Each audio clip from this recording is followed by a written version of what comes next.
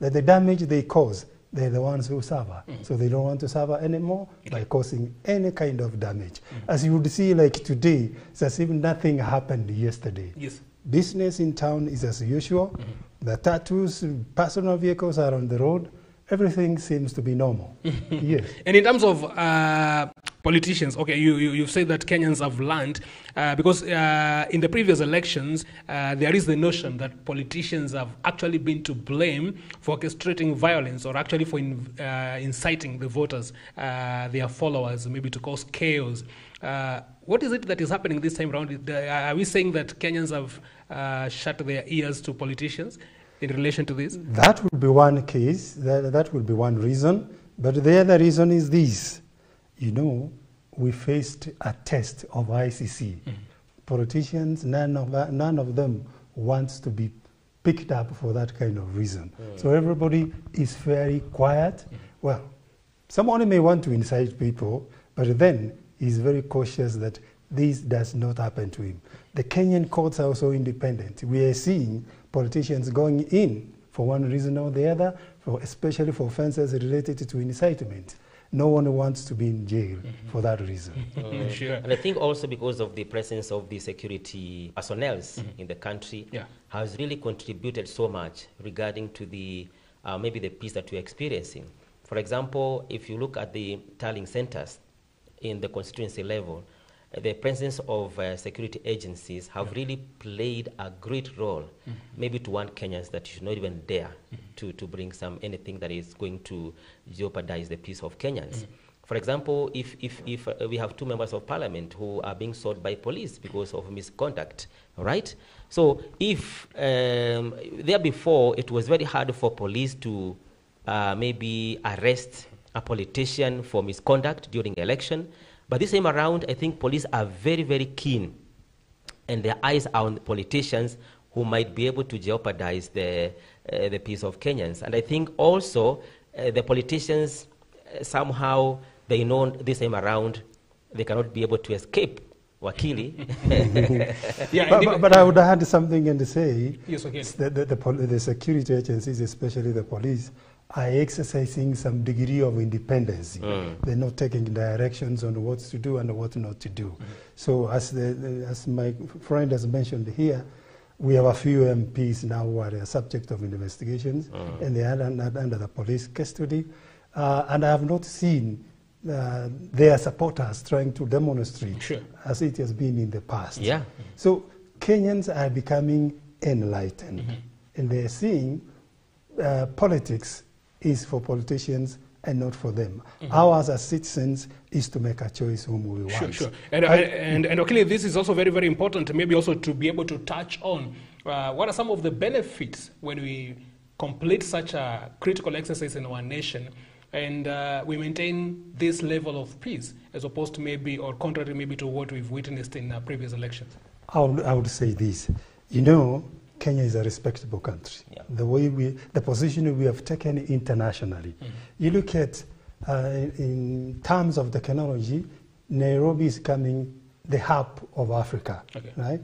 So multinational companies, foreign investors, diplomatic missions, international organizations have set up in Kenya. So this kind of peace is an encouragement to foreign investors, international organizations who would want to set up their offices in Kenya. And again, you look at, we also serve our neighbors like Uganda, right? This kind of peace gives Uganda a feeling that the movement of goods and the services through Kenya will still be stable despite the elections we've had, unlike in the past. And I think, Mangicho, the issue of peace also, as the Wakili is saying, in our neighboring countries, especially Uganda and Tanzania, they are very keen on what is happening in Kenya.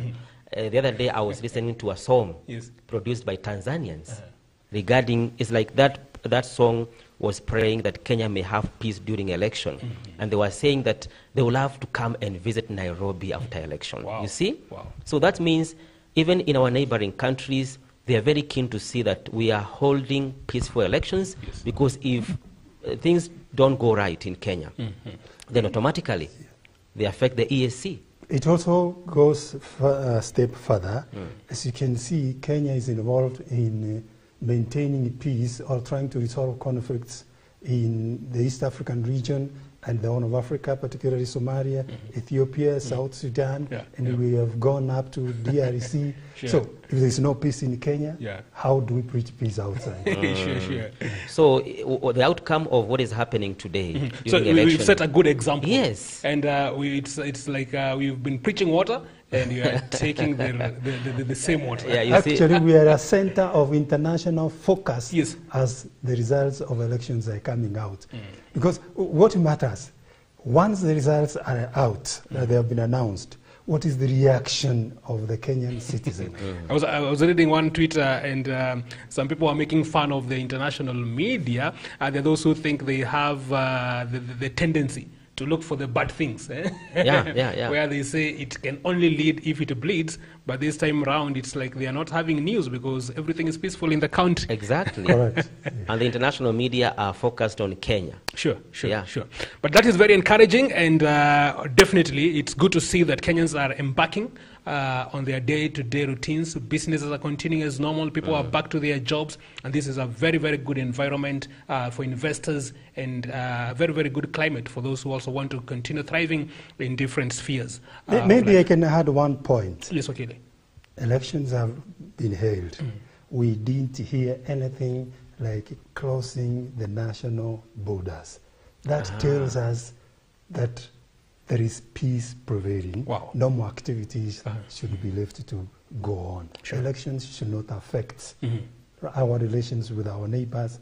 Supplies of goods and services have to continue. That is important. Actually, you've done very well to bring up that point, because even in our country, we've not seen any movement, maybe of communities from one particular region to the other, maybe particular region, maybe because of fear that maybe there will be any uprising and there will be casualties because of maybe the way they voted.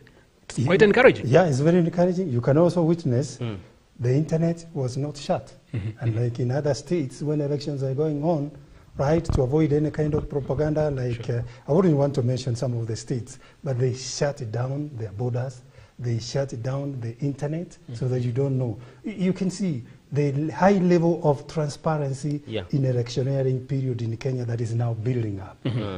Sure, and that is what we want to encourage you, our viewer, to continue maintaining peace even as we continue waiting for the election results to be announced. We know quite a number of Kenyans are anxious at this particular point.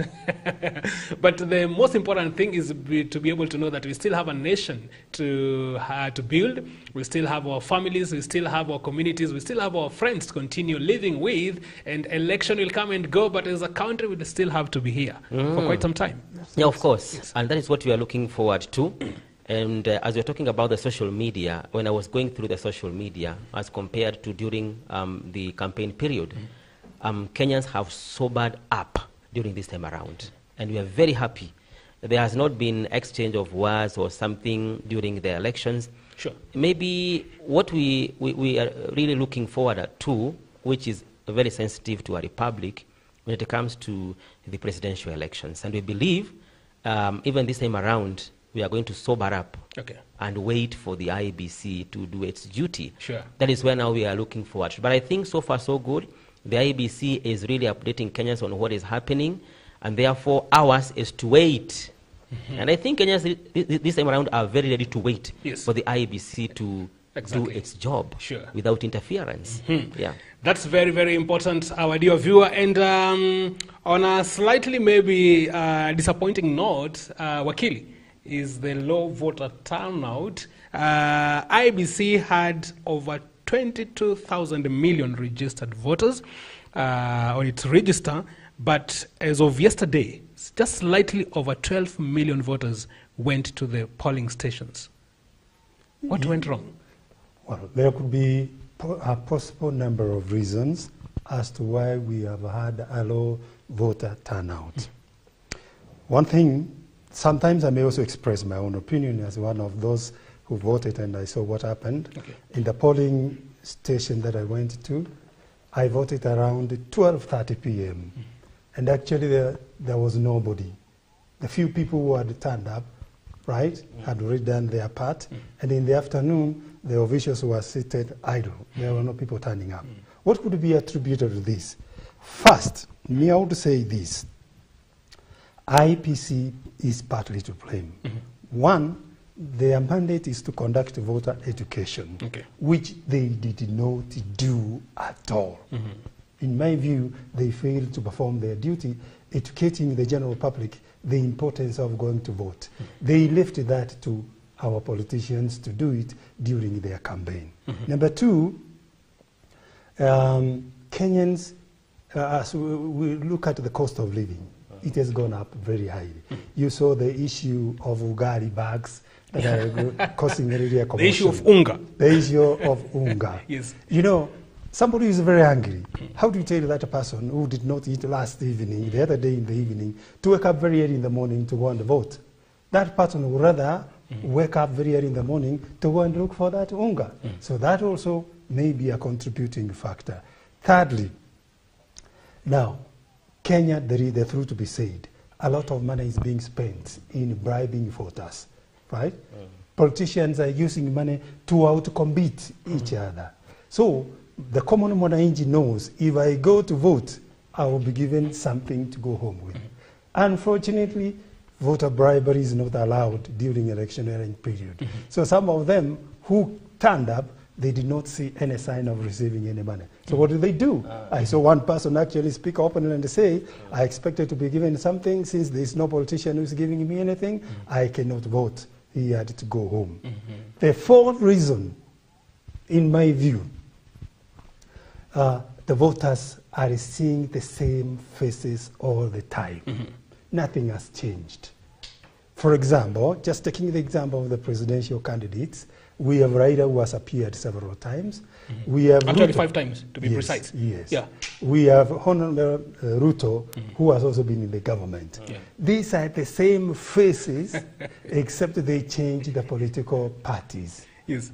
What new are they going to bring? Wakili, you are raising some very critical points here, and I just want even to delve in 2 or 3 of them. Like the first one, you are saying the IEBC did not do sufficient voter education. Yes. And I think even Kagi will agree with that. Maybe most voters did not be able or were not in a position to know what is it that they were actually supposed to do during this particular process or during this particular season of voting. Is it the IEBC that is to blame, Wakili, or is it the government? Because we have heard them saying that they were underfunded for this particular exercise. Now, which institution in Kenya is fully funded? I belong to a public institution where I also teach. We are underfunded. We are all crying. IEBC made their budget. Within the limited resources, they ought to have done something. I will give an example. I was in a function where I was participating and I was officiating. I'd organized, we have the Faculty of Law in Egerton, Soro to be precise, where we do legal aid. We organized a function for legal aid in some rural setups. Then we find IEBC officials coming and saying, can you give us 5 minutes? We didn't take it kindly. They ought to have organized their own forum. But that told us, or proved to us, their inability to perform some of the functions. But as much as you will say it is the government is partly to blame, you know, education can be done in various ways. We have these we can do through the media houses, we can do the radio station, like your station here. Did they attempt to do any? Sure. For sure, to me, I never saw anything. All that they did is the officials they picked, those are the people they went to train and nothing more. So the ordinary mwananchi, I would say, Mr. Paul, you can allow me 1 minute. If you look at the directorate, I saw a lady fly from America. She came to vote, but she found her name missing, meaning the register has not been updated for several years. You know, of course, even the common mwananchi has a duty to go and find out exactly, is your name still there? Are you in a particular polling station? Because some polling stations have been closed down and new ones have been established. So the general public also takes responsibility for failure to understand what it means to vote. You know, when you vote, you pick the person you want. When you vote, you throw out the person you don't want. Yeah. But if we leave it open like that, it is we partly also to blame for not taking up that responsibility. Yeah, and I want to pick from what Wakili has said regarding to the mobilization of voters. Number one, I want to differ with you, Wakili Kidogo, regarding the mobilization of voters by politicians, because in their meetings, I used to hear them calling upon the voters to turn up in large numbers early enough to vote for them in. And if they were able to mobilize huge crowd in their meetings, I think they had, in fact, all of them used to urge them to be able to come out during voting day. And I think there's something deeper than that. Away from maybe what... you're talking about the leaders? No, maybe the presidential candidates and the governors. Yeah. They used to tell people to come up with large numbers, to come and vote us in. Yes. And they used to mobilize people, I'll tell you, I would agree with you and you're entitled to your opinion. I saw in one of the presidential political rallies, the latest days, actually the people who were in the rally are not the locals. Buses were driven from very far. People were brought in here, they were given money. You're talking about ferrying of voters? Yes, and you realize in the evening, when people are going back, people are just stuck on the road because they were never provided transport back. So you will find that, you know, those political rallies, I want to tell you this, and I stand to be corrected if I'm wrong, the youths, the majority of the voters that we have, they have no jobs. They are very idle. So they are available to attend every political rally. I would say, for example, in Nakuru here, if Ruto came today, held a rally, you'll be there. Tomorrow, Raila came for the same political rally. The same people are the ones who will be there. Right? Why? Because they are very idle. Actually, somebody was saying that it was very, very difficult to be able to decipher who would actually, or whose voters were in terms or in relation to maybe the presidential candidate visiting a particular region. Because Raila comes today in Nakuru, we see the streets being filled up. Ruto comes tomorrow, we see the streets being filled up. So you wonder what's happening. Yeah, it was really going to prove very difficult to be able to know whether the ones who are actually going for those particular rallies are the ones that maybe belonged to a particular politician or candidate. What about this scenario whereby young people really refuse to go and vote? Number one, before Wakili responds to that, I want to say one of the reasons why many people didn't come to vote is because of we as the voters. For example, you are a man, you are a woman, you have your adult there, they are 18 years old.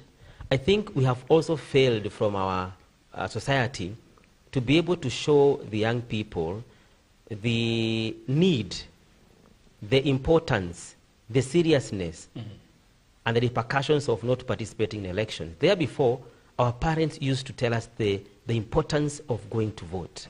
I think when even we as parents, we fail to of voting, it has affected even the younger generation. Because right from our homes, we cannot be able to convince them to go and vote. Yet we as parents, we don't see again the need to vote, right? And that is what Wakili had said. I remember there is a point that he had put there that maybe one of the reasons could be because maybe most of the Kenyans, quite a number of Kenyans are feeling disenfranchised, they are feeling disillusioned, and maybe because of seeing the same leaders that are coming, or the same leaders who want to be voted for are the ones that have been in leadership, and they've not maybe been able to see anything positive coming out of them when they were in government. So they are wondering, this time round, if they come, how sure are we? But then, is it justifiable? That is the question. Can I add something small about the youths there? Yes. Just look at the politicians we have. I saw one political party. Emphasis was on how to promote the youth, right? And secondly, how to deal with the mama mboga. Yes. Let's come to the youth. They will come to a rally, talk about the youth, address them, jam up with them, give them T-shirts, give them capes. But the representatives, those to be elected, you wouldn't find even a single youth. So whom are they voting for? They would come, they would enjoy the fun, they will get their 300 shillings, They will go, when it comes to voting, they say, I cannot go to vote for that mzee. There is no youth. If we had youth who are given an opportunity to be, right, to be members of parliament, members of the county assembly, you will see the youths voting. But for now, I will tell you this, that those who have been there in politics for many years, they don't want to give room for young people to come up, for young people to grow. They would change political parties, but they're still the same faces. And I want to give an example, not in bad faith, where I come from. There is somebody who stood up as a governor, Professor Sam Ongeri. Before I was born, Professor Sam Ongeri was actually in the government. Even up to now, he's still seeking those political positions. When would I get the opportunity? I'm about to retire, right? But by the way, to getting into this politics as a young person, penetrating is never easy. Those who are there, they will still remain to be where they are. They control the resources. Exactly. And those of us who have no resources, what do? We clap for them. And most of the young people may not really be having these kind of large resources for them to be able to venture. It's not manageable. Running a presidential election in Kenya, you have to be prepared with at least $1 billion and above. Who is having that? Not Paul Kagi, not Mangicho. Mangicho, the only thing you can succeed to do is to go and vote. By the way, did you vote? I did. I had to take part in that very critical. Did you vote in a young one or an old one? Well, that is your privacy. Yes. But probably you voted in an old person because there was no youth. Yes. Mangicho, before you continue, before we leave the issue of young voters, everybody knows every presidential candidate candidly talked about helping these young people. Actually, because they know they are the majority, that was the main so thing. they make it one of their campaign. Yes, how they are going to.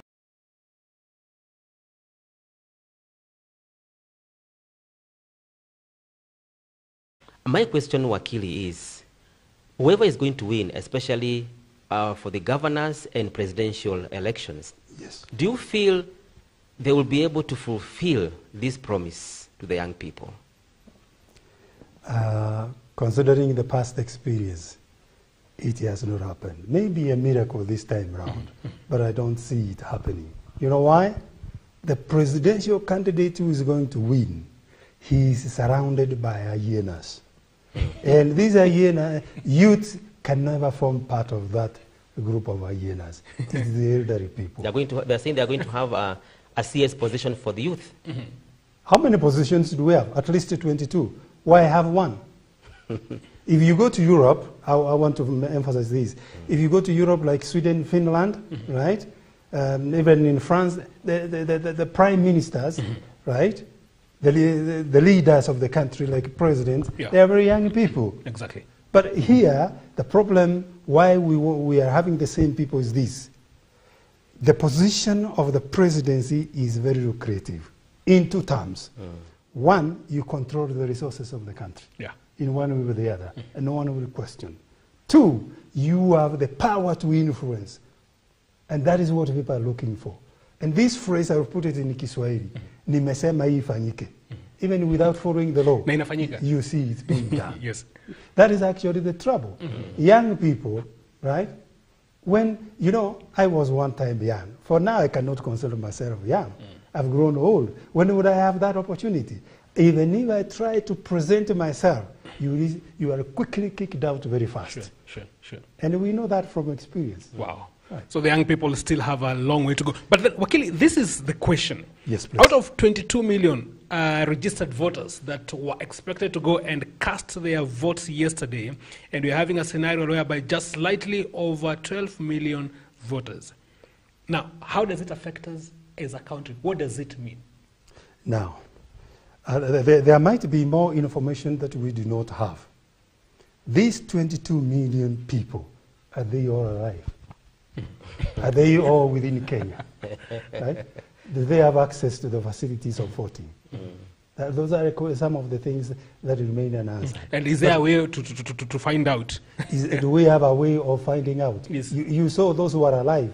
You go, your fingerprint is being taken, the biometrics, you are not being accepted. There's a query there. But the register says you are there. But in the actual sense, you are not there. There could be a number of reasons. We have highlighted a few as to why some of them are not turning up. But what is the degree of accuracy of those numbers that we're being told 22? That is the big question that needs to be answered. Right. Now, the list of the deceased, those who have died, those who have passed.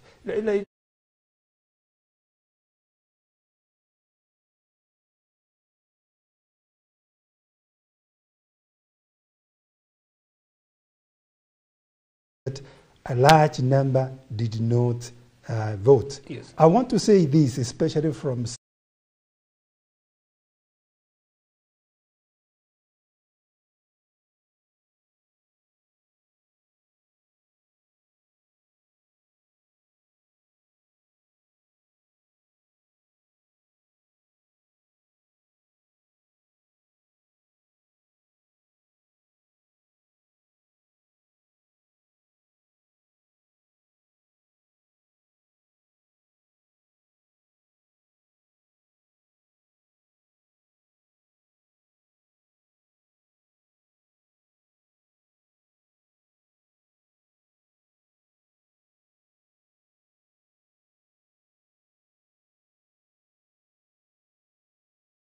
this was not the reason in 2017. Yes. Right? Mount Kenya voted 90%. Yeah. Nyanza voted 90%. But there is what I may call voter apathy. People are getting tired because they're seeing the same faces. Yes. They're experiencing the same problems. They don't see any need of going exactly. to vote. And actually, even before Kagi, you come in. And remember, our dear viewer, you're still having us right here on MBCI TV. The program underway is the Mid-Morning Park. We are just trying to do some post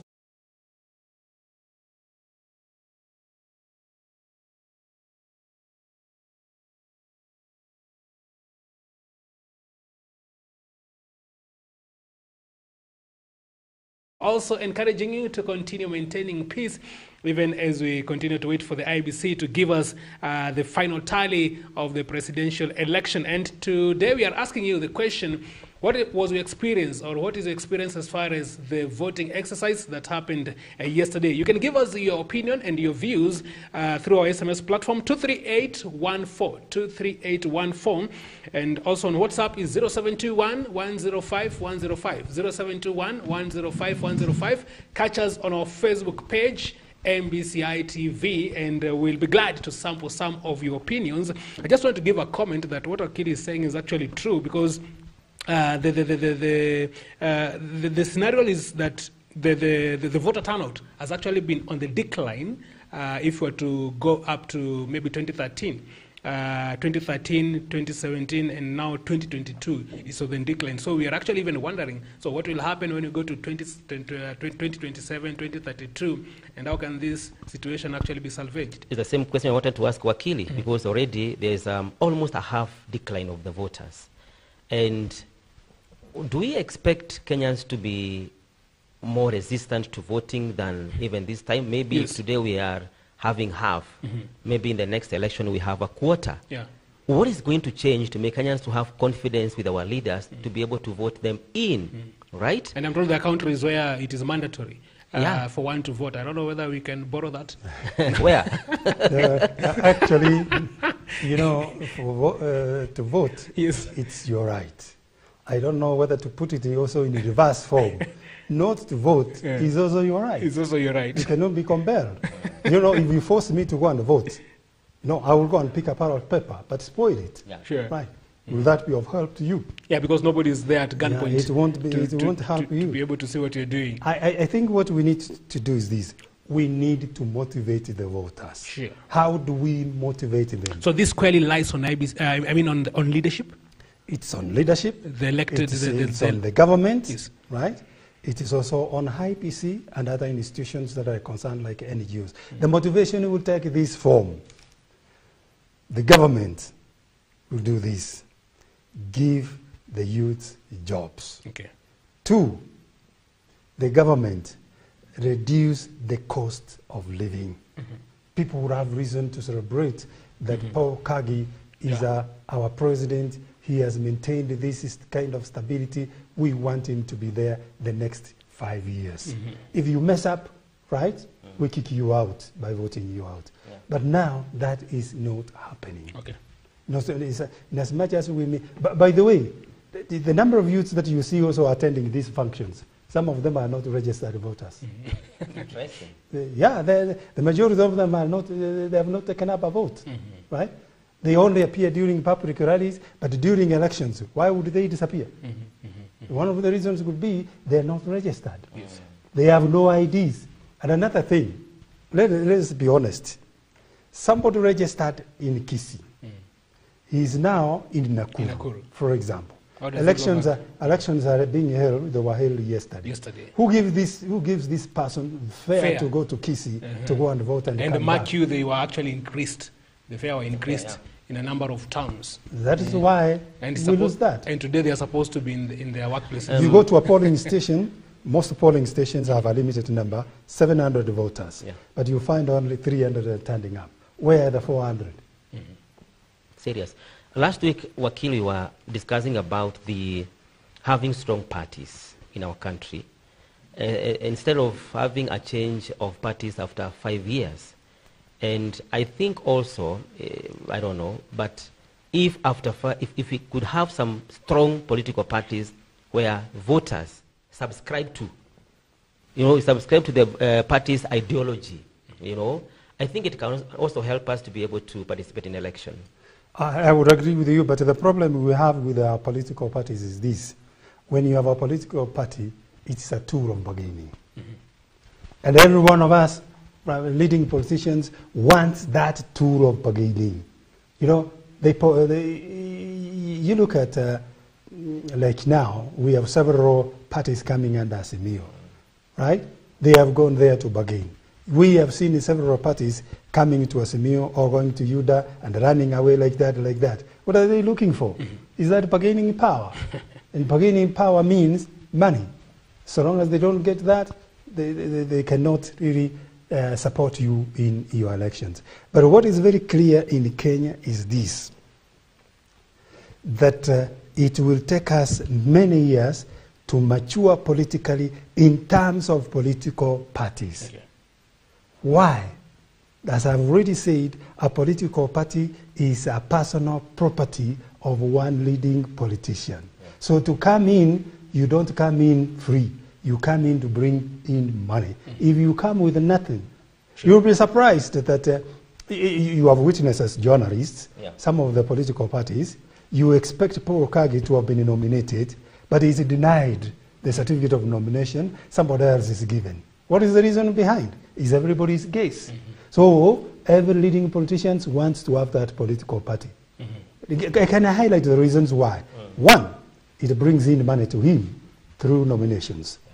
Two, it enables him to bargain with a political party that is likely to win the presidential elections. Three, right, it gives you an avenue, right, to also acquire and amass property from the leading, from the government, because you will support them with your numbers in parliament. And I want to tell you this, that it is possible to have Raila win or to have Ruto win as a presidential candidate, but then you find in the parliament it doesn't have the numbers. You find in the Senate it doesn't have the numbers for such business. Now this is how these other political parties come in to reap, even if they did not win anything. But by virtue of having MPs, they use it as a bargaining power to do what? To be in the government and ask for various positions. We are Kenyans, we are seeing this happening. Yes. Well, and I can see one comment here on Facebook page. Remember our page where you can catch us live and interact with us in this particular conversation is MBCI TV, and we are asking you, what is your experience as far as the voting exercise that happened yesterday is concerned? And you have here one person saying, his name is Hassan Razak, he's saying Kenyans are tired of the same people going for different positions. Kenyans are tired of the same people going for different positions. I think that's a point that Wakili here. And I want to say this, as you read those messages, we have these elections that have been stayed for one reason or the other, like members of parliament, right? I will tell you this. Most people you will find they're interested in presidential elections. When they announce the date for members of parliament elections, you will wonder where the voters are. You'll be shocked. Yeah. But as he says, Kenyans are tired of seeing the same. Yeah, Kenyans are tired, but it's like, Wakili, this one only happens for the presidential seat as opposed to maybe to these other seats, because we've seen reports of quite a number of new names in the seats of the member of parliament, in the seat maybe of women rep, in the seat of the senator. So how comes? Where is the dividing point as far as maybe when it comes to the presidential election? Maybe you're just having maybe the same seats, but in these other seats, especially the MCA seats, I'm told, and maybe this is where we have quite a number of youths who go to these particular seats, and most of them don't happen actually to be re-elected. Now, there would be a number of possible reasons why we are having those changes. There is a strong wind of a new party that comes up. And as you can see, you know which new party has come up. And if there is a possibility that because people are voting, not because of the person, but they are voting because of a particular political party. You know, people are being told like this, just go there, right? The political party slogan is a mobile phone. If you see any mobile phone there, just put a tick there. They're not even knowing who is the candidate, sure, but they're just following that. So a new political party can come with a wind and people see it as a savior to their past problems. Two, you know, an MCA, for example, who has served for one term, an MPA who has served for one term, can be assessed in terms of performance. People feel fine. When they look at it, they will say, no, we need a change. We have a new broom here, which we hope to see better. But I've seen one MCA who was brought in. He won. After 1 year, he was being asked by the electorate, why are you not doing ABCD for us? He said this, during my campaign, I spent this much money. For now, I have recovered my money. Do what you want. I'm waiting for 4 years coming. I go home. Get you a new one. Yes. Yeah. Oh, that's quite interesting there. Let's also see some other points here. Remember, the question that you're asking you is, what is your experience as far as the election exercise is concerned, the election exercise that happened yesterday? You can also give us your views on our SMS platform, that is 23813, 23813. And also on WhatsApp platform is 0721 105 105, 0721 105 105. And definitely we'll be glad to sample quite a number of your opinions on the same. Let me just see whether I can have some other points here, and we'll be able to see what's the opinion on the same. We have one, Gladys, saying, I think one of the reasons that most youth did not go to vote is because they don't have resources as they were promised by the government. That is Gladys. Thank you so much for that particular. So it's like most of the youth, just like we've been able to say, most of them feel quite disillusioned. They feel quite discouraged. They feel quite disappointed. And maybe that is, but then maybe somebody would want to find out, is it possible maybe for the youths to find a way in which maybe they can come and mobilize themselves, regardless of maybe where they come from, regardless maybe of the parties, but maybe speak in one voice and see maybe how is it that they can be able to get them to get themselves out of this particular. Yeah, and I think politicians must be very careful. As I said last time, they might decide, the young people, to bring a revolution, a serious revolution of this country, by having their own to stand for the top leadership, and they can decide to support him. You see, I think that is where we are going to have a starting point for them to be able to participate in the elections. Yeah. So.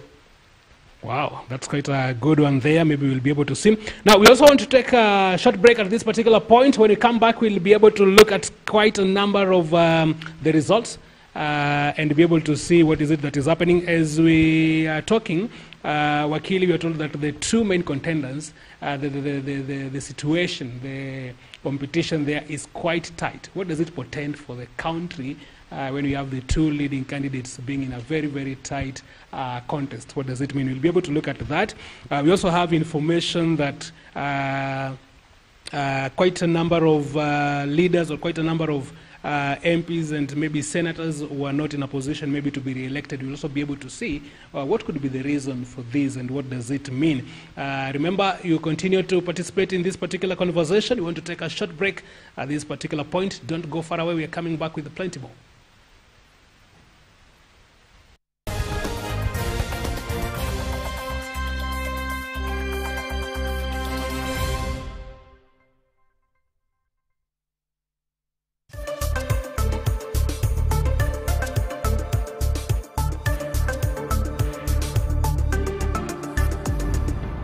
MBCI Television, transforming.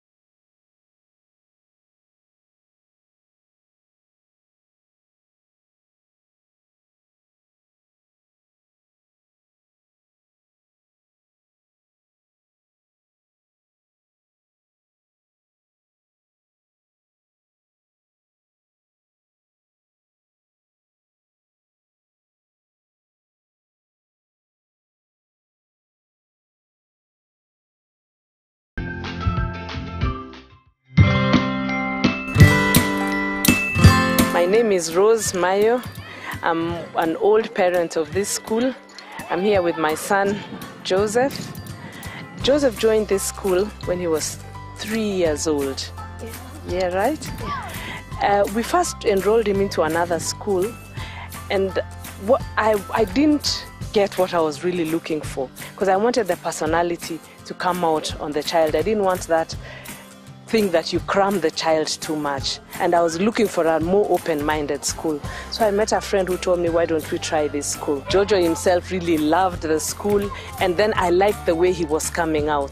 It was what I wanted in the child. He could express himself well, he could read well, very social. Now he's in year 6, and I'm really glad Kipepe will continue year 7 and year 8. Now he's a medal-winning child, and I also like the exposure, I like it, and I'm really glad that we are continuing.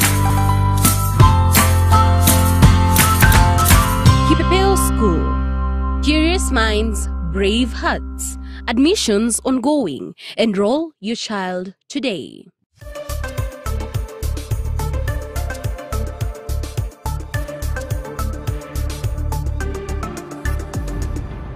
MBCI Television, transforming lives.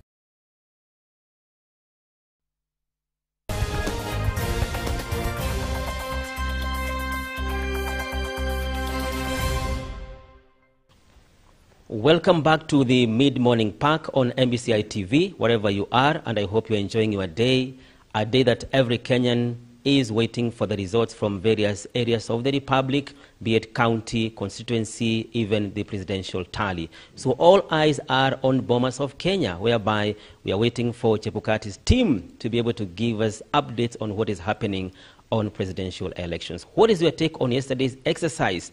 You can be able to tell us via our SMS number. Yeah, that is 23814, 23814. You can give us your contribution, your opinion through that particular SMS line.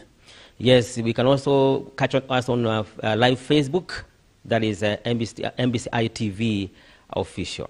And we want just to continue with our conversation right here on the Mid-Morning Park. And this morning we are glad to be joined by an advocate of the High Court of Kenya, Wakili MC Getanda, helping us to be able to navigate through quite a number of points as far as this election is concerned.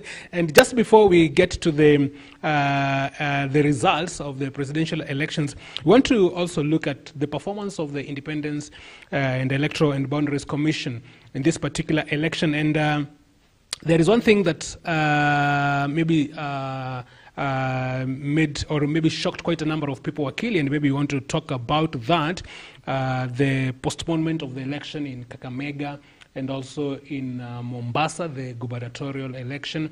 And also we had another case in Rongai constituency. We also had another case in West Pokot where voters were not in a position to go and vote for their members of parliament. Now, people have been wondering, how possible is it, even if maybe it's an error, maybe an accidental error, but with the weight of an exercise like this, how much due diligence do you think is supposed to be done by this particular body? No, we are seeing, we know the role of IEBC, what it's supposed to do. We must appreciate and commend them that to a very large extent, we are seeing the output. You know, these forms we are talking about, 34A, whatever they are, reaching in Nairobi, what does that tell us? Good work performed in some other areas. But what has happened is very unfortunate that IEBC has not been able to live up to its expectations. You know, that is the work they're supposed to do. But did they do it diligently? One of the queries that we have to ask is this. One, polling stations are supposed to be opened at 6 a.m. The deputy president went to vote.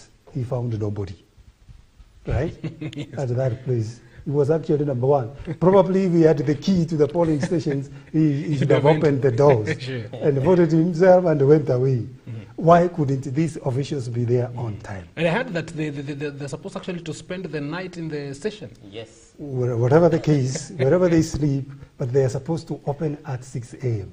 We are noticing areas where, and these are not areas which are not accessible, that did not open on time. Why? Action should be taken against those officials who are supposed to be there, but they were not on time unless they give good reason why they were not there. Two, IEBC is charged with the mandate of printing the voting papers. They scrutinize the draft print and ensure that everything is in order.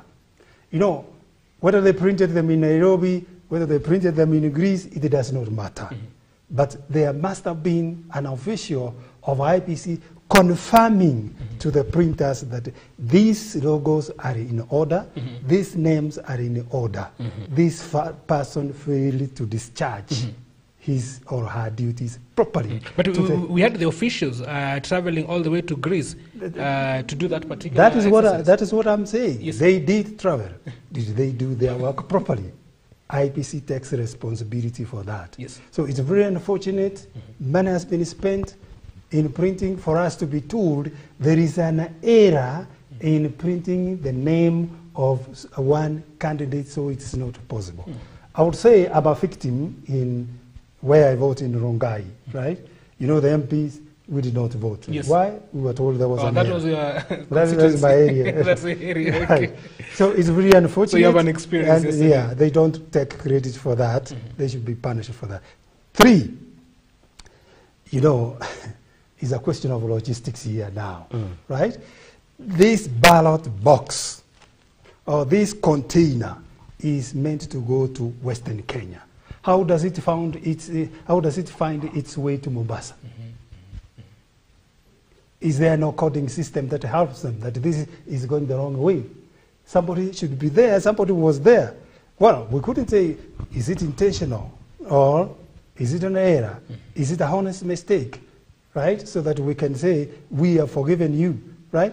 I heard them say, Chebukati himself say this, that elections will be held, we shall retain the same officials, right? They will be conducted. You know, some of these elections are held, conducted in schools, right? The polling points are in schools.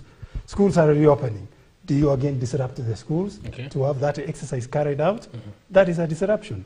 Now, you are saying these guys will be retained there for another 2-3 weeks. They're paid an allowance by a day. That is extra money. Sure. They're saying they don't have enough money. But I want to say again this, that IPC, in as much as we are priming them that they did not do very well, the issue, of course, the issue of underfunding does not lead to misspelling of names. It can also not lead to, right, redirecting what is meant for one station to another station, right? The people have eyes, they can read. They were not written in French. But we know they have had problems, they have had challenges. You know, some of the commissioners are very new. We had a vacuum for a very long time. But when they came in, they said they will manage. Are they managing? Sure. Are they managing? Before Wakili goes on, Mangicho, I want to speak about the verification of maybe the voters, those cards from wherever they were printed. Yes. And I feel, Wakili, as if many cases regarding to the candidates up to the last minute might have affected the IBC program to go and verify these items. Because there were many cases along the way. In fact, IBC was complaining that it is eating up their time to be able to finalize on their logistics. That is prior to the election. Yes. But you see, we can learn from Kenya National Examination Council, right? They have those kind of issues, but they're able to manage them quickly, very fast. You know, when you are an office, you take that office, you say, I will do what I'm required to do here to my perfection. And when we see imperfection, we don't want the excuses. It's either you are perfect or you are not. But we are not saying 100% perfection. Mistakes can be done. But there are those mistakes that can be acceptable. But there are others which we cannot accept. Exactly. For example, misspelling of a candidate. What did you read and approve and they say, now you can print? Who is this who approved that? And that is what I wanted you to chip in, Wakili. What is the enormity of such a particular blunder? And is there any legal recourse for the same? Because there are those who are arguing that now telling us maybe to go and vote on 23rd, that is for the voters in Kakamega and the voters in Mombasa, that we might not be in a position to see a scenario like yesterday, maybe even a much lower voter turnout. You know, the problem that we are likely to encounter, right? One, an extra expense is being incurred. This is being transferred to the ordinary citizen in terms of what we pay. Two, people will say, I have already voted. I have no time to go for vote that. again. Will they declare a public holiday for the Kakamega people alone? Now, even if they did so, you know, somebody is registered in Kakamega but is working in Nairobi. Yesterday was a holiday. He had a chance to travel. That time would again, is it going to be possible? We are not likely to have fair elections. Somebody's right to vote is going to be violated because the employer might have to say again, I gave you time to go and vote. I cannot give you again this time around. No, choose between your job or you go and vote. Your right to vote. So that can be another problem. The other issue, you know, there is a possibility that the ground might change. Right? You know, if I thought I was going to vote for Mangicho, Mangicho's name is not there, I have to wait for another. Mangicho, I realize is not even better. Let me now go to Mr. And maybe even having looked now the voters there, having looked maybe at how the results are. Because they already now know the results maybe in the other parts of the country. That may also maybe sway. I also fear that the results of presidential category is going to affect the counties of the governorship of the counties of Mombasa and Kakamega. There is that possibility. For example, you know, if ODM was to win in Mombasa, for example, this time round, they didn't win. The elections were not held. Raila does not win. Elections, gubernatorial elections will be held. You say, wow, we are going again to ODM when we see what party is in the government. That can have an effect. Mangicho, allow me to make some observations regarding to the IEBC performance yesterday. And I think there are various areas, I think Wakili are going to comment about it, regarding to the KIMS. We had some scenarios whereby the KIMS equipment failed terribly.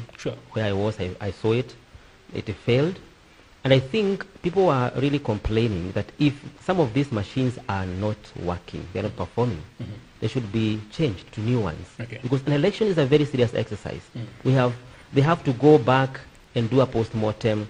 If a KIMS equipment is failing, the clerks in that station should write a report to the IEBC that this one is failing, may not be able to use it even in the next election. Then they should change those equipments. Yeah, and Wakili, maybe just before Wakili give us his perspective on the issue of the KIMS kit, which was also quite debatable, and it actually affected the voting process in quite a number of stations. We want to sample quite a number of opinions here or views by your viewer this morning on the program, the Mid Morning Pack. What you're telling us, and we have quite a number here. One is saying his name is Moses Kimodo. He's saying, "Hello, Mid Morning Pack. Voting and results transmission is awesome." He's saying, "Kudos to IBC. Looking forward to electronic voting system.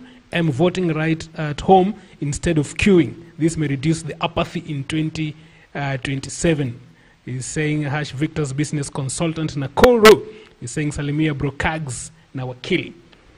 Then we have someone here also saying the youth didn't vote because they don't understand why they should. The generation before the youth are not voting because all they have ever known is the same crop of greedy politicians promising and not delivering, but enriching themselves." Then there is one here says Saina Denilson. He's saying Gitanda is my lecturer back in Egerton University. Okay, the issue of KIMS kit, Wakili, and just as my colleague Kagi was putting it, we know that technology is good. It makes things efficient, activity maybe also to be fast, effective, but it's like we are still not getting it right, even with the use of this KIMS kit. My comment here will be very brief. We have to embrace technology, but then we have to be aware that technology also has its side effects. It can fail you the last minute, but when it fails you, you need to do what? To have a backup, right? What is your alternative solution to that if it fails? But the question will be again, these kits that were being used, we should have had a pre-mocking election. Use them, test them, and see their effectiveness. Probably they woke up to yesterday morning, that's when they were opening them up. They had not tested them. Do you think the problem is the gadgets itself or the capacity of the officials? I wouldn't be able to tell unless you go to the ground specifically to see, but I will give myself as an example. When my finger was being taken, right, it would not be detected, right? It took me I also saw someone else's finger was not in a position, and they had to rub it in the head. Yes, even the running mate of Honorable Ruto faced the same thing. Yes. So that's why sometimes a manual register as a backup is also available. But I'm not advocating for the manual backup. We need to embrace technology so that we can move very fast. But then we must be aware that there are side effects, there are challenges with this, the use of technology. However, being aware of these challenges, then we also need to look for ways of dealing with these challenges. So IEBC is aware of the challenges, but they do not have solutions to those challenges. That's why this is as occasion delay, and we even worry now, is it better to use them or to go back to the manual register? But by our standards, we need to do away with the manual register and move on. Mangicho, I think there was one comment that you read there. I have it here. Yes. People are proposing to vote electronically or to vote online. Yesterday where I was shocked to hear some people really advocating that we should move from going physically to our polling stations. We start voting electronically. They were giving examples. Yes. How was COVID-19 vaccination done? Because you could be vaccinated today, and then your record is sent to your mobile phone, when you are going to the second vaccination, you could be able to tell which one you got last time, and there was no mix-up. If we had that technology then, I think Kenyans should start embracing voting online. Finally, regarding the same, if you want to attract young people's votes, it's going electronically. I don't know if Kenya we are mature for that. I would react and say this. So Mr. Kagi will respond. Okay. There's a lot of resistance to change in Kenya. There is a lot of resistance to change. Even at the workplace, you're telling somebody you need to use a computer now, right? Now, we are not going to give you a secretary to be typing your work. You need to run to do this. People want to do that. But again, even in these kits that we're talking about, people have a lot of interest in them. The tendering process, who earns this money, the kickbacks involved. So there is nothing that can stop us from going online. Look at other ministries. You are applying for the passport, you do it online. You're applying for driver's license, you do it online. Your data has been captured. Why elections? That we cannot do it online. We need to move.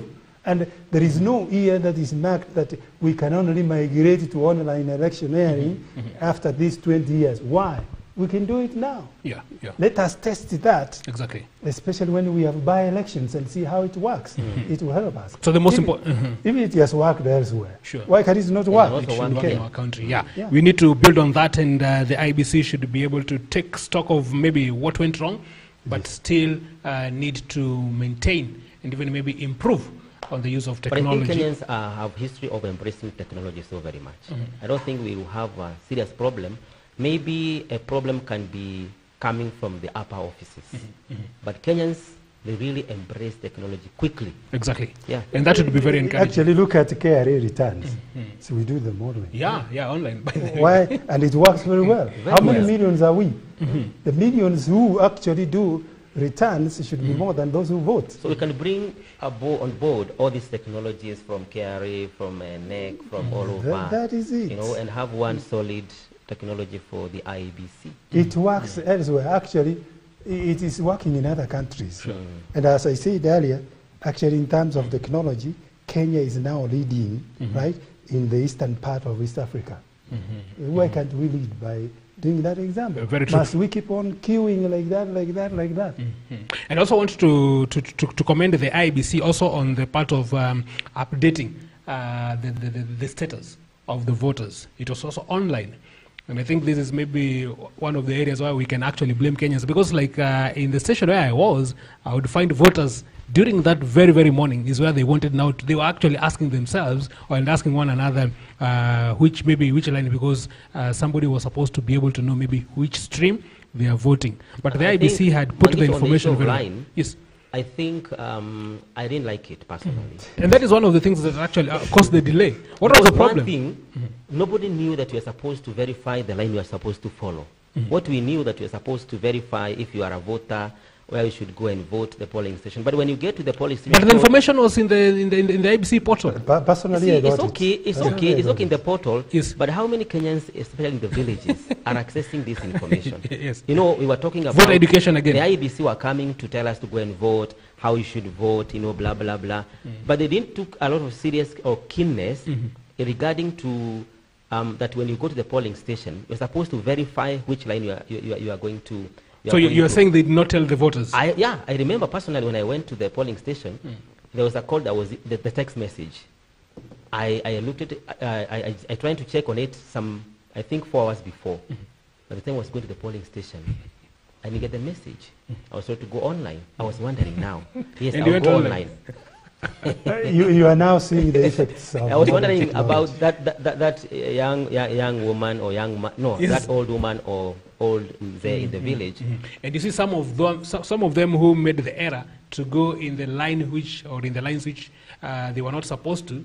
They had to be told to go back. Yes. To the lines, and I think that one caused some delay. But I must say this. In as much as we want to bring these changes, it is not possible to accommodate every person.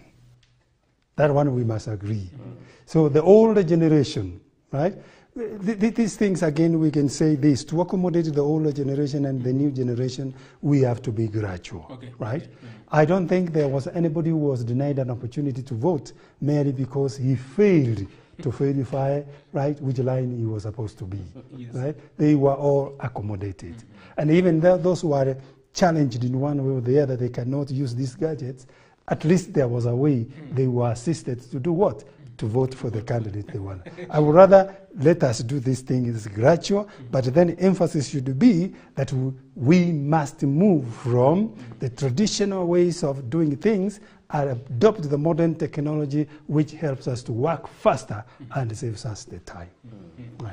Absolutely. And our dear viewer, we are still on the program, The Mid-Morning Pack. We are having Wakili MC Getanda trying to help us to be able just to make some post-mortem on the voting that happened yesterday and the results that we are still waiting, the presidential results, and also the results maybe of the other elective positions.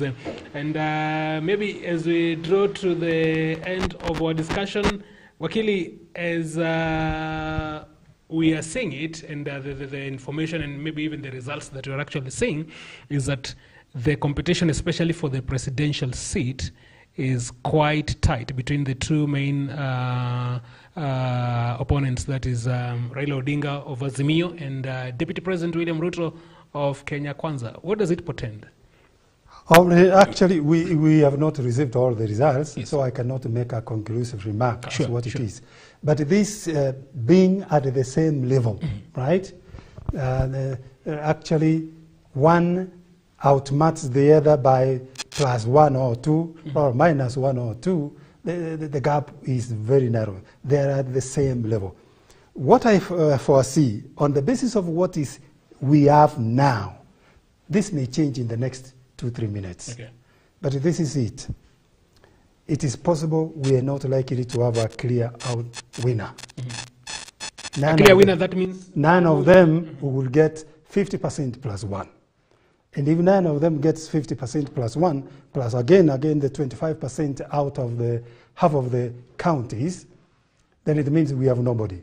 So what we do, what IPC will do, we have to move for a rerun. A rerun will take the top 2. The first one was the largest number of votes, and then the second one. Yes, the runners-up.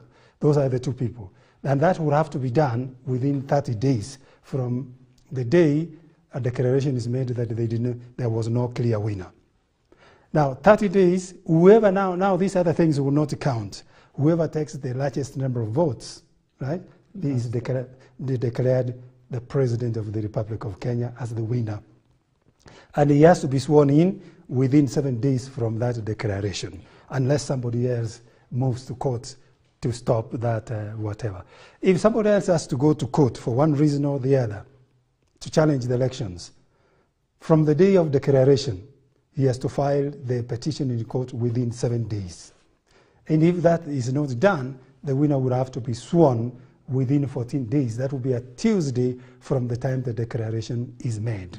That it will be done within 14 days. Now, if the case is filed in court to challenge the elections, the court has to make a decision within 14 days. I remember the former CJI saying 14 days is a very short period. From the experience they had in 2017 when they nullified the elections, right?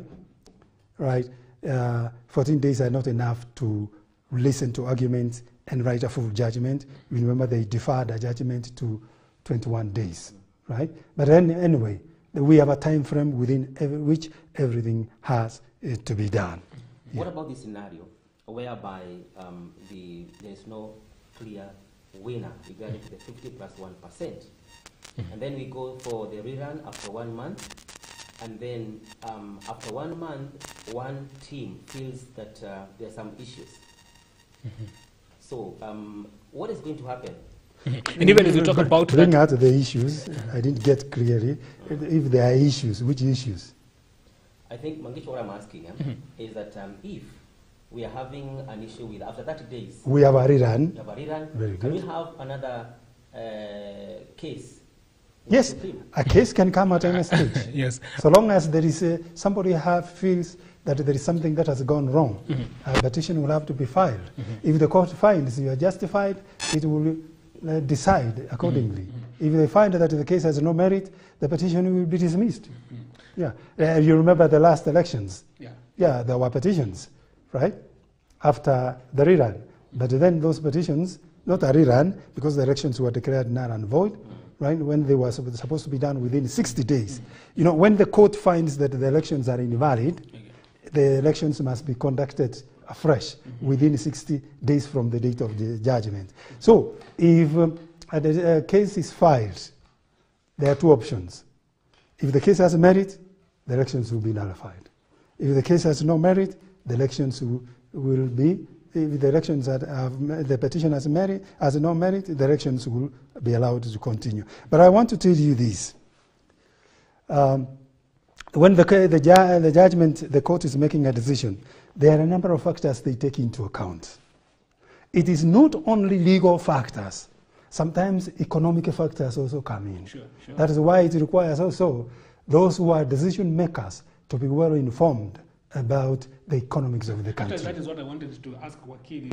From the other perspective, I know there is that particular legal perspective, but what are the implications of this whole process that we're actually talking about if we don't get that 50+1 and we get to this rerun? What does it mean for us as a country, looking now at the other areas, the education sector, the economic sector, and these other issues? But the thing is, there will be a financial implication. That financial implication is what will give us problems. And if we are unable to conduct an election because we have no funds, that will be very problematic. The incumbent president will still continue until the elections are held validly. So you keep on enjoying the privileges of a president until another one is what? Validly elected. But again, when we have no money and if we have good relationship with the donors, they may come in and do what? Say, hey, guys, can we finance this activity so that we can move on?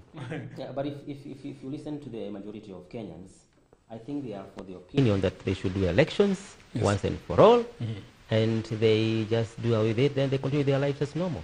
Then we forget about these things of 50% plus 1. So that we have, if you remember the other time, if you are winning, you are winning. That is it. Right? There is not some threshold put there. And I was looking at a scenario again whereby the two contenders, the first two, if they have a very huge margin, and then the others have a small percent of the voters, I was feeling as if the law is not fair on us. But again, we cannot change the law. Now, can you see this thing of 25% of the counties? Yes. It is also important that the presidential candidates be a popular candidate among other counties.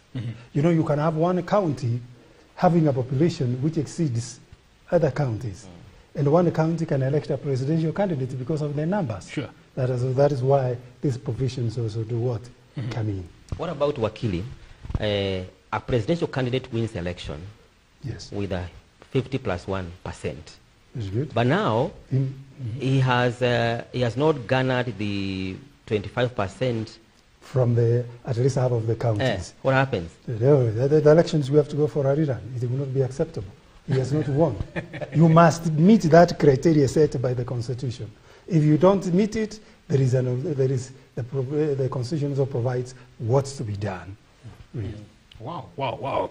And let's take some more comments here and find out also what our viewers are saying in today's discussion. Remember, you are watching the Mid-Morning Park Show right here on your favorite channel, MBCI TV. We are doing some post-mortem on the election exercise that happened yesterday. And of course, today we are still seeing how results are trickling in. And also giving you an opportunity to also tell us what are your feelings as far as those elections are concerned. What is it that maybe you saw? What are some of the things that maybe stood out for you in the entire exercise? And definitely we'll be able to sample. There is one here saying, hello MBCI, my name is Lois, watching you from Webuye. Thank you so much. I want to appreciate Kenyans for turning out and also for voting in their leaders with peace. Thank you so much. Someone else here is asking, good morning. Let Let me just look at that one again. Someone here is saying, good morning, MBCI. Thank you so much for the show. Kindly ask Wakili, what do you mean when you talk about 50+1 of the votes? I'll just simplify it and saying this, that when you talk about 50+1, right, you don't get the exact half of the votes. Something extra has to be above the half of the votes. For example, we have the votes cast are 12 million. If you get 6 million, that is not enough. Something should be slightly above 6 million. So like 6 million and 1? Yes, 6 million and 2, 6 million and 3, you know, like that. You don't need to get that exact half. If the two candidates get 5 million, no, there is no winner. There is no winner. If they get 6, exactly, there is no winner. There is no winner still. One must get something on top. Yeah. It's just like the way you have put on your shirt. You must have something like you have added a tie. Sure. That's something extra. That is something I've added to it. And then, Wakili, also, even as we go forward, therefore, because we had already mentioned that the election seems to be very tight, especially at that particular presidential level. For you, what does it mean in terms of maybe how the two major contenders maybe campaigned, and maybe what was in the thoughts or in the minds of their voters, their followers, when they were actually voting for them? When you see these guys almost at the same level, there are a number of factors that come into play. One of them would be that probably there is a match in terms of their policies or the promises they made. The voters seemed to agree with them. So you decide where to go, because if this one said, for example, education will be given a priority, both of them say so. We'll say, I'll vote any of them because they have the same policy. It's possible they will be at the bar. Secondly, the other issue will be this. We have to look at the regions, the votes, the way they have come in. Where has each of them received the votes from? You might find some of them are from whom, right? You find that Paul Kagia, who comes from Nakuru, everybody, despite his policies, has voted for him. Yes. Right? You're also standing in where you come from, everybody has voted for you. The numbers would be the same. Sure. So there is that possibility. Right. And again, if we look at it and see it is widespread, then it will be able to tell, other than from your home, there are other people there, outside there, who value you and feel, despite you coming from a particular region, you need to be their leader. Wow. So it's much deeper than the figures that we are seeing. We need to see where those figures are coming from. And even moving forward, because the 2017 was also, we can also say it was hotly contested. Yes. And as a result, we saw the coming in of what we call the handshake. We foreseeing a similar scenario this time round? The handshake, sorry to put it. Now, nobody, these leading politicians, the way I've learned them, through what we see Raila has been doing, no one wants to be in the cold. There will be a winner, right? At one point in time, whether by rerun, whether by what, obviously we shall have a winner. There is the loser. The loser has a choice. Is he going to remain in the cold? It will be an unfortunate scenario. There will be a handshake in this sense. When you will find that the loser has the majority MPs in parliament, has the majority of the senators, what will the winner do? He has to look for a way of calling his brother or his sister and say, can we work together and move on? That will be one possibility. The loser, if he has the majority of the seats in the parliament and the senate, if he does not accept the handshake, he is going to make it very difficult for the president, who will be the winner with the less majority in both houses, to pass his agenda. It will be a problem. So whoever wins will need the input of the other side. That is correct. And I want to give you an example. Yes. The outgoing president That is what he did, and he has managed. For him, his 5 years have gone peacefully, and we are saying, go home well. We have nothing to do with him. He wanted to complete his term. That is the technique he used to do what?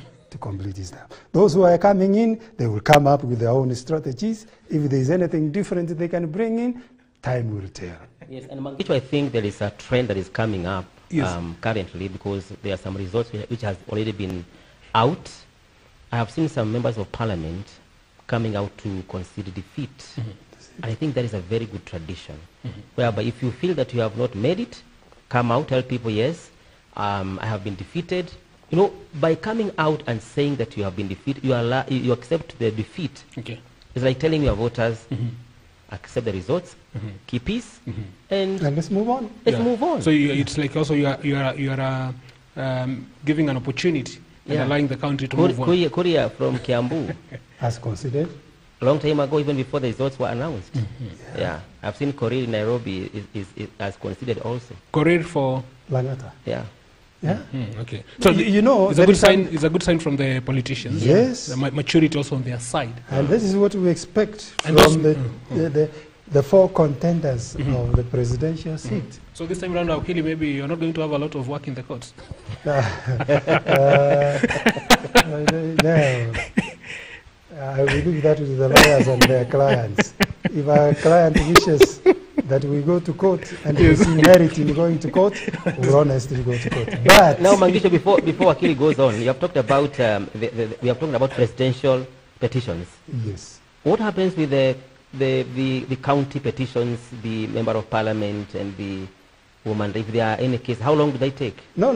Those are, I am not sure whether these other ones have a time schedule, but what I know the judiciary says is that they will give those cases priority. But that one of the president, there is a time frame given. Clearly specified. Okay. But we have had, even in these other lower court cases, very unfortunate. I saw a case in Western Kenya, right? By the time the appeal was being heard by the Court of Appeal, that time we didn't have the Supreme Court. In fact, we had 6 months to the general elections. Yeah, I think last elections there were some cases who were given a timeline by the judiciary. They were around two years. Last elections. I think this time around they may have reduced it from 2 years. Because they have appointed a number of magistrates and judges who have been trained on how to handle those cases, and they move very fast. They will be given priority. So that people do not become too anxious and spend a lot of money. Yeah, you know, there before, if you file a case, you are a member of parliament, you file a case, the case could continue for the entire 5 years. When you go to the next term, is when the case is being determined. Sure. And I think the other thing that maybe will come out clearly, Wakili, even as we talk about this and the issue of the petitions, this will give credibility and maybe give credit also to IEBC that maybe if we have leaders who are just conceding, it's basically to say that they have believed in the process. Yes. We have what we call, I can call it political maturity. If you have lost genuinely and you can clearly see it, you have to admit. That is political maturity. There is no reason of going to your supporters and saying, what do I do? Do I go to court? You know, yes, justice is being done. Of course, those ones, they will incite you.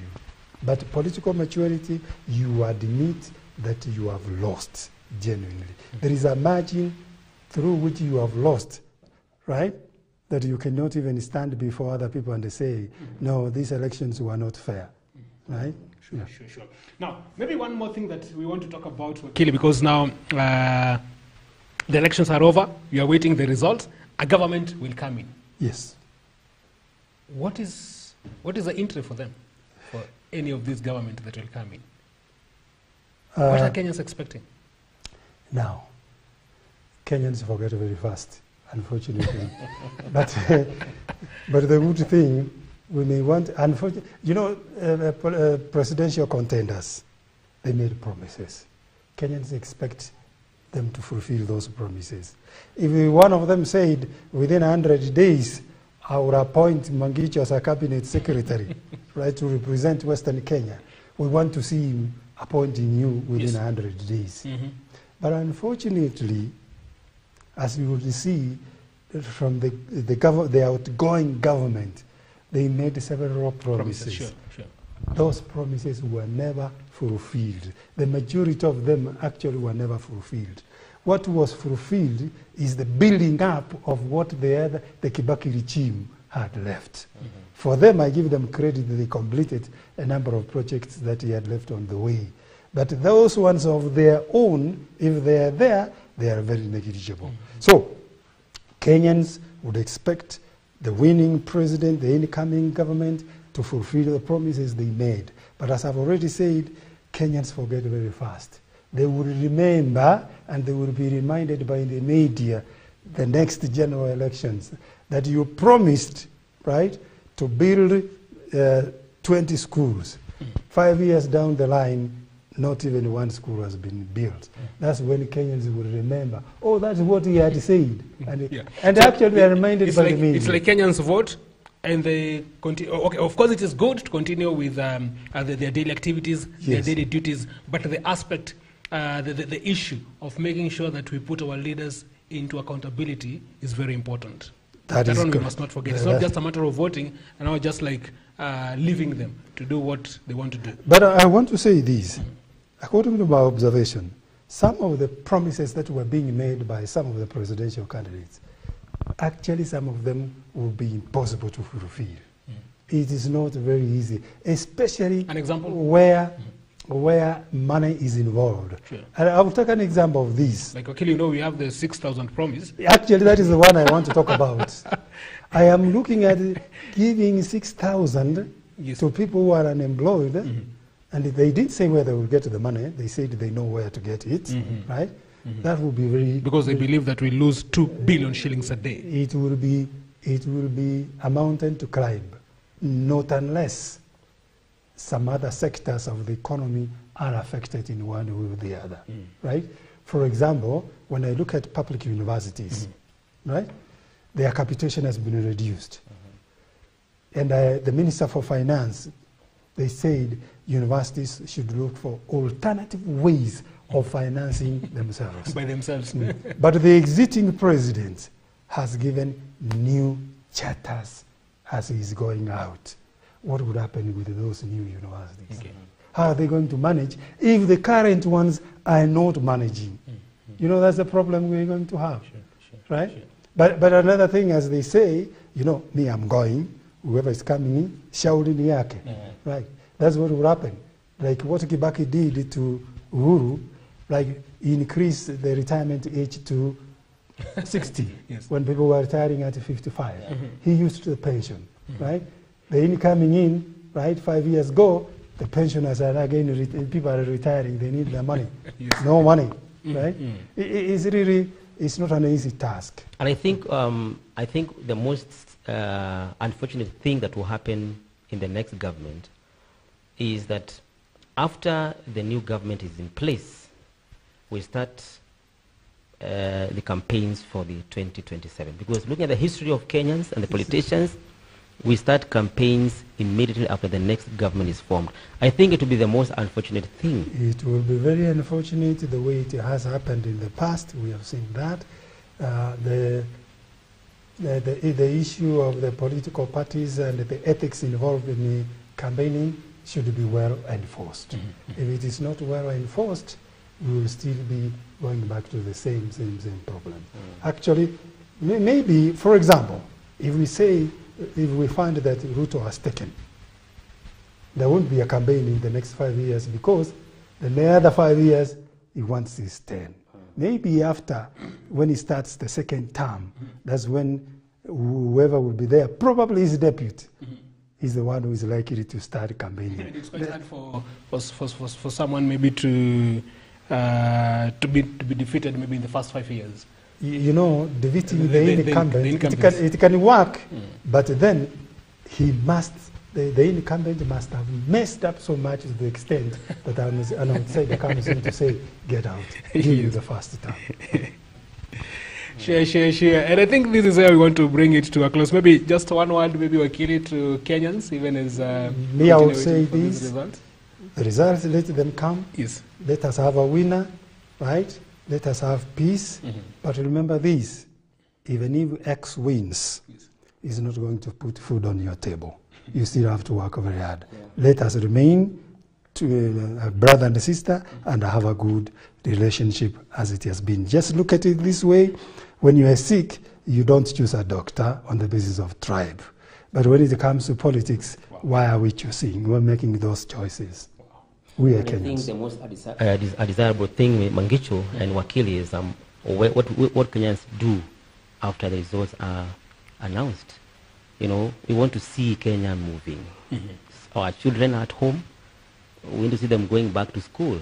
Actually, the government has announced that they're going back to school on Monday. On Monday, you know, that's a good gesture by the minister. So it's a good atmosphere, good environment for them actually to go back, because they have also learned during a very, very challenging time occasioned by the COVID-19. Once the schools are back to the normal, businesses are back to normal, you know, everybody is doing his or her own business, whether we have the petitions or not, I think it will be a good thing. Sure. Right. And that is why we want to bring it to a close for today, our dear viewer. Thank you so much that you could find time to be with us on the Mid-Morning Pack. Today we were having Wakili MC Getanda, an advocate of the High Court of Kenya, and also a governance expert, trying to help us to be able to make sense of what we are having in the country, the issue of the election, and also the results. As you continue waiting for the results, make sure that you continue maintaining peace. This is our clarion call. My name is Mangicho Mola. Have yourself a blessed day. And until next Wednesday, same time, when you have another Mid-Morning Pack, my name is Paul Kagi. Continue maintaining peace, and we love you all. Bye for now.